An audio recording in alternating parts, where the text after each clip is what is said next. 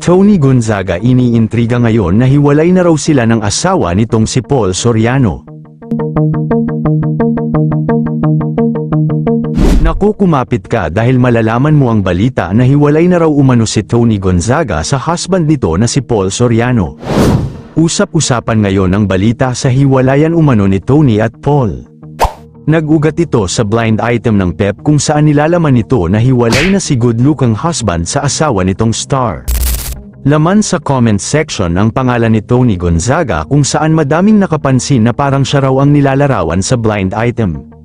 Pero paano nangyari na mapait na problema ang pinagdadaanan ni Tony at Paul ngayon kung sila ay hiwalay? Wala naman raw nakikita ang netizens na dahilan na maghihiwalay sila. Masaya naman raw ang pamilya nila dahil meron silang 2 anak.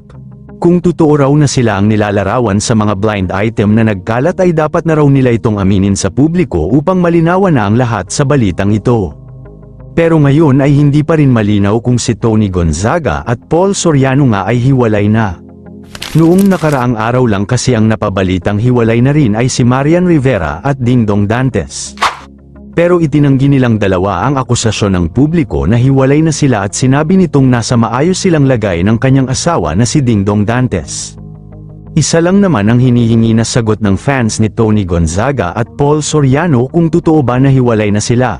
Alam naman natin na madaming fans si Tony kaya mukhang apektado na ang mga ito sa buhay pag-ibig ng kanilang idol. Tikum pa din kasi hanggang ngayon si Tony sa balitang hiwalay na sila ni Paul Soriano. Yun lamang po, ano ang masasabi mo sa balitang ito, comment mo sa ibaba.